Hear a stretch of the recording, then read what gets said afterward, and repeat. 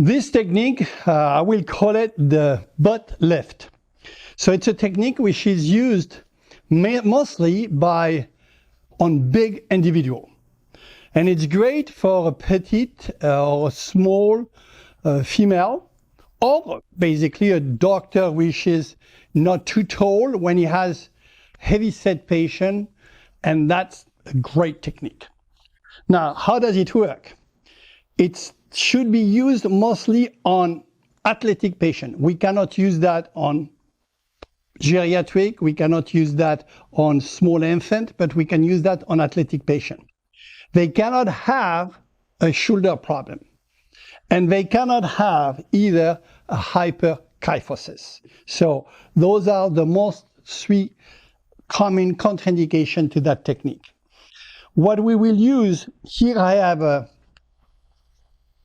horizontal lift table, and I can regulate that table in such a manner, basically, that I'm going to put part of my buns just in the upper part of his thoracic.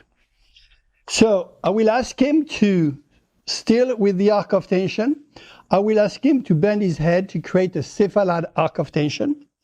I'm going to place him a little bit backward, and as he go backward, I'm going to put him a little bit in extension. Then I'm going to flick my buns, and the flick in the buns which is going to create the extension on the upper thoracic and the separation of the cephalad arc of tension over the caudal arc of tension.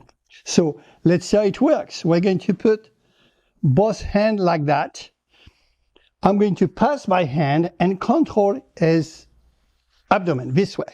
So I am right now, the height of my buns in relation to his thoracic is going to determine where I'm going to treat him. Then look, I'm going to pull a little bit to create that segmental extension, and I make sure that it doesn't hurt his shoulder. And I finish, so when we did that, we basically created an upward traction, and the tension right now is right in the middle of the upper dorsal. And finally, I'm going to give my little butt lift. The cephalad arc of tension is created by the neck flexion. The caudal arc of tension is created by the lumbar lordosis, itself produced by, first, how much the doctor's knees are flexed, and second, how far the doctor's body is away from the table. The thrust is delivered in the area between cephalad and caudal arc of tension.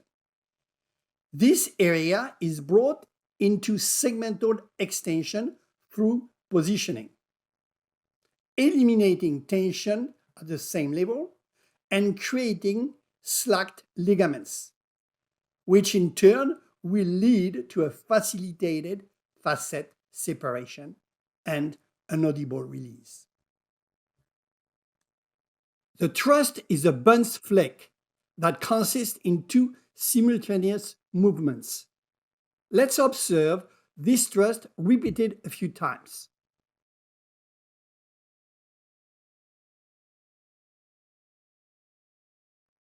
Note that a sharp pelvic extension is associated with a short knee extension. Then the patient's shoulders are not pulled upward during the thrust, like in any other standing techniques. No, the patient's shoulders are maintained retracted to take in sandwich the upper thoracic spine with the doctor's buns. And that's it. How did it feel? Very good. Huh?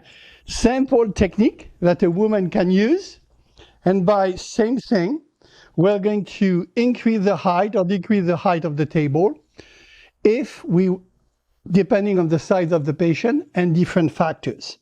Now, a chair will do a great job. A bed can do a job also. So it's a technique which is very, very flexible. Learn quickly with the katakiro. Perform each step till full memorization. First, by visualizing plus listening. Second, by listening only. And third, on your own with no help. Patient's position. Direct the patient to sit on the chair. Guide the patient's position to line up his buns to the edge of the chair. Instruct the patient to keep their feet either flat on the ground or tucked under the chair. If the patient is wearing a thoracic belt, instruct them to remove it. Ask the patient to place their hands behind their neck and maintain it in a downward position. Doctor's action. Stand back to back with the patient.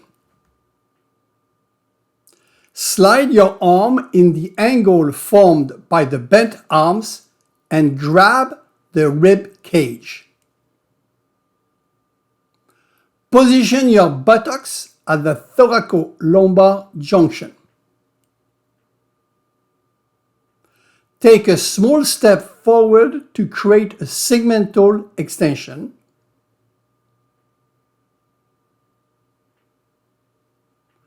Pull the patient's shoulder backward in retropulsion. Execute a sudden flick extension with your knee.